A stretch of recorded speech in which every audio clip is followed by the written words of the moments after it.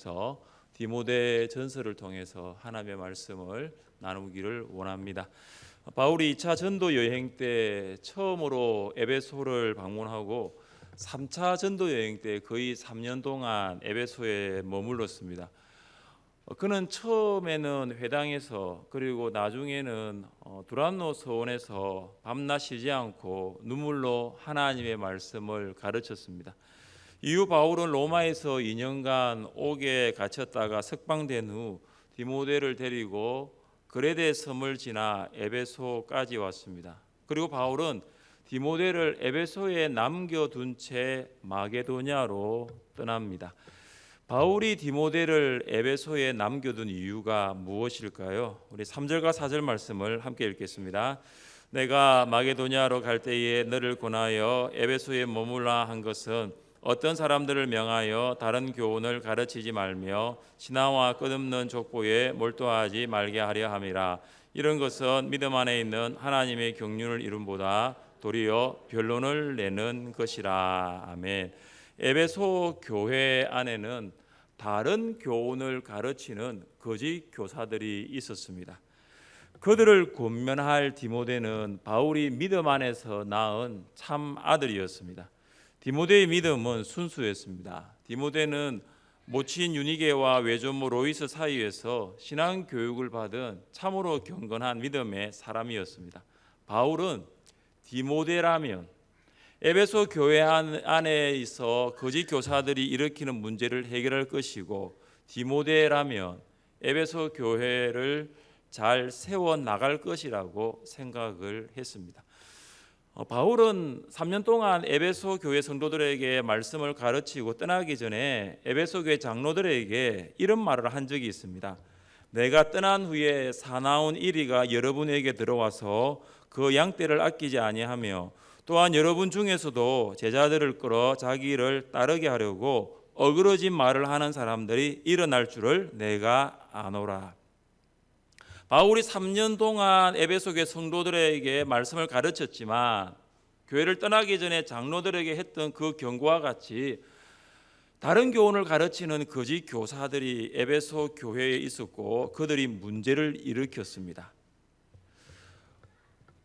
에베소 교회뿐만 아니라 지상의 교회는 전투하는 교회인데 많은 지상 교회 안에도 이처럼 다른 교훈을 가르치는 거짓 교사들이 들어와 있습니다.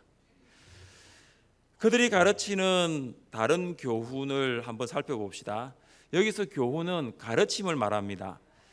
다른 교훈은 예수님과 사도들과 구약의 가르침이 아니라 다른 교훈의 가르침입니다. 다른 교훈은 성경이 아닌, 성경의 진리가 아닌 거짓 교훈입니다.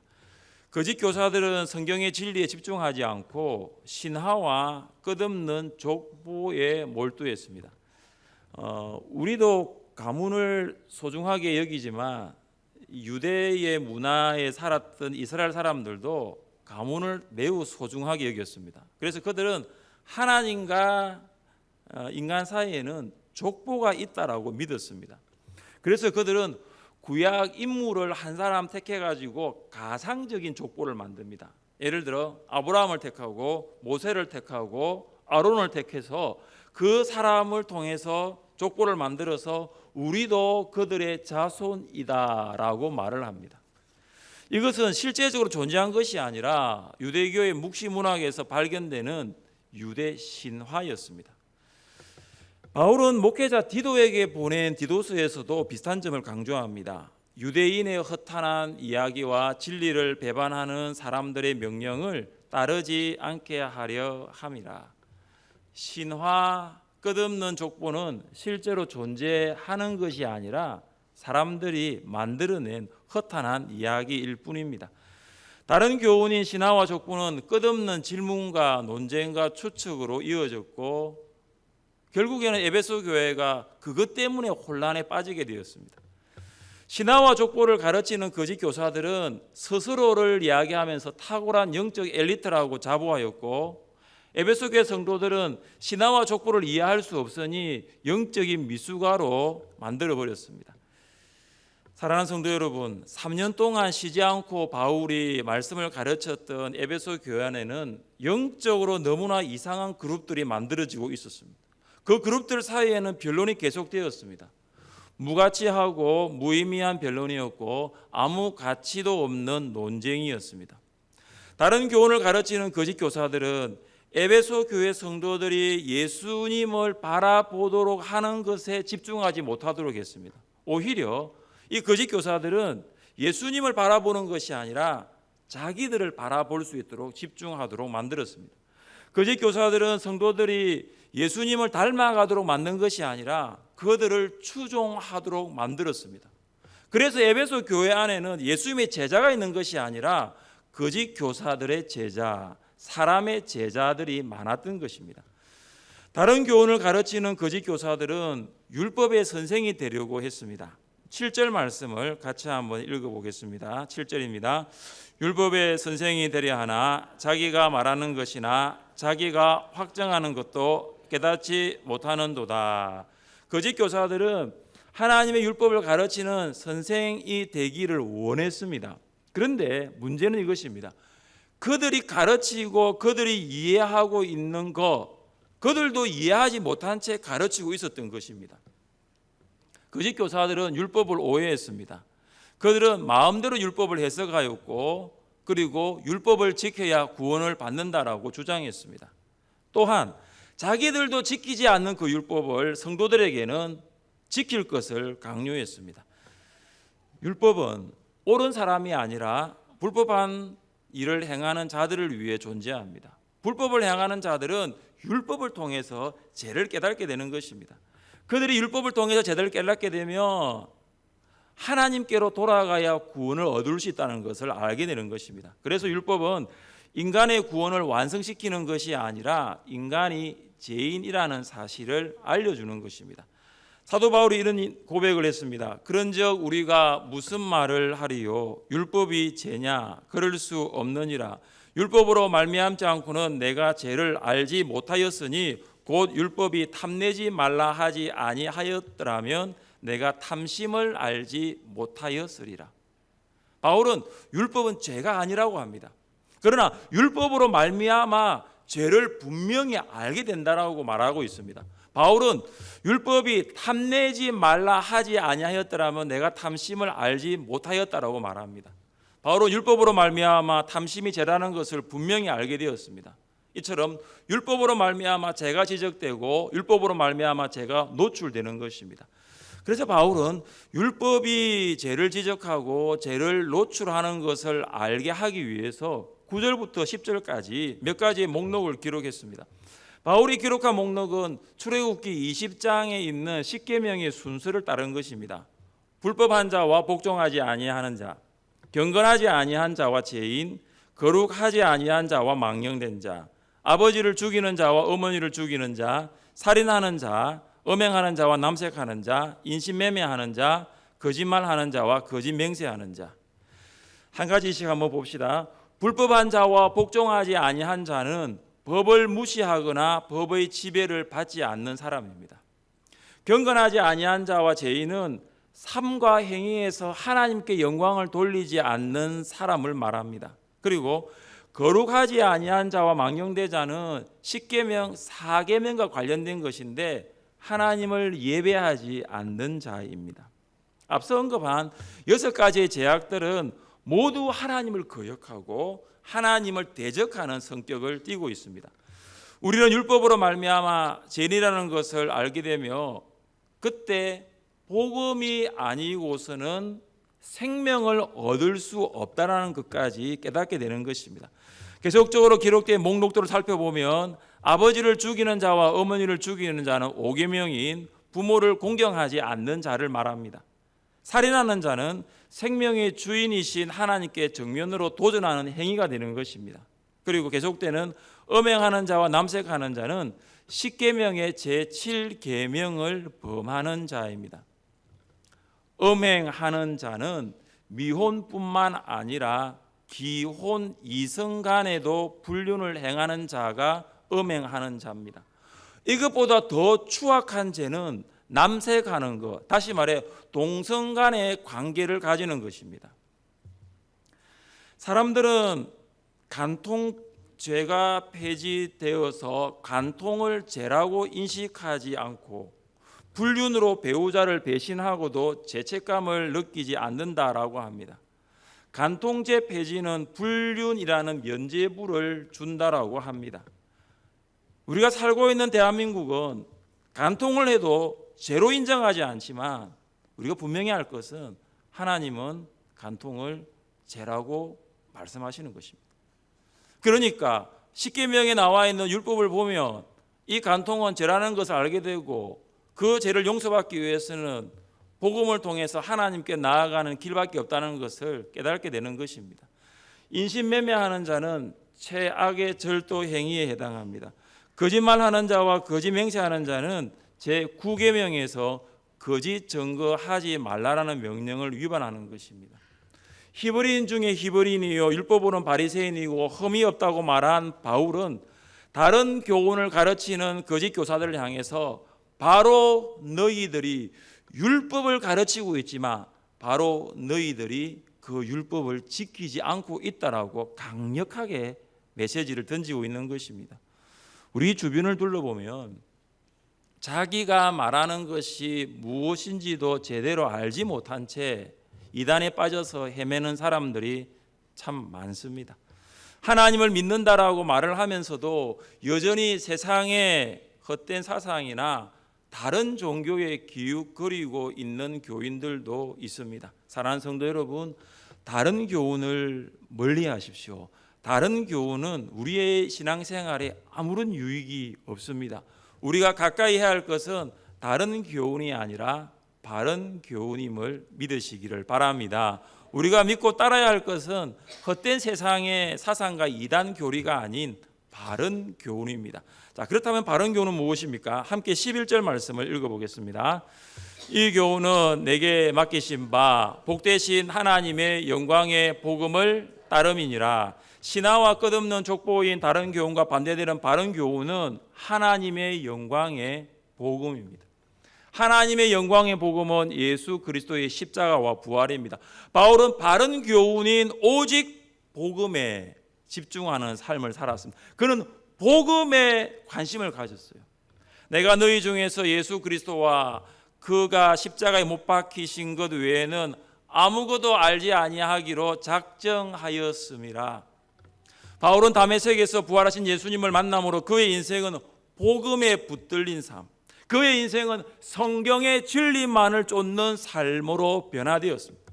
그래서 바울은 복음과 함께 고난을 받았고 그의 참 영적인 아들 디모데에게도 복음과 함께 고난을 받으라고 권면하였습니다. 하나님이 우리에게 주신 복음, 성경의 진리인 바른 교훈 왜 주셨을까요? 함께 5절 말씀을 같이 읽어보겠습니다. 이 교훈의 목적은 청결한 마음과 선한 양심과 거짓이 없는 믿음에서 나오는 사랑이거늘. 하나님께서 우리에게 바른 교훈을 주신 목적은 사랑입니다. 하나님 우리에게 복음을 주신 목적도 사랑입니다. 성경의 진리인 바른 교훈을 주신 목적은 사랑입니다. 왜냐하면 복음의 핵심, 성경의 핵심이 바로 사랑이기 때문입니다. 한 율법사가 예수님께 어느 계명이 가장 큽니까? 라고 물었습니다. 예수님이 그에게 하신 말씀을 기억하십니까? 내 마음을 다하고 목숨을 다하고 뜻을 다하여 주 너희 하나님을 사랑하라 하셨으니 이것이 크고 첫째 되는 계명이요 둘째도 그와 같으니 내 이웃을 내 자신같이 사랑하라 하셨으니 이 두 계명은 온 율법과 선지자의 강령이니라. 복음, 성경의 진리인 바른 교훈의 목적은 사랑입니다. 아가페 사랑입니다. 하나님 우리에게 복음을 주시고 하나님 우리에게 성경의 진리를 알게 하신 이유는 사랑입니다. 하나님을 사랑하라고 복음을 주셨고 이웃을 사랑하라고 말씀을 주신 거예요. 하나님을 사랑하고 이웃을 사랑하는 것이 복음으로 거듭나고 성경의 진리를 추구하는 신자의 가장 궁극적인 인생의 목표인 것입니다.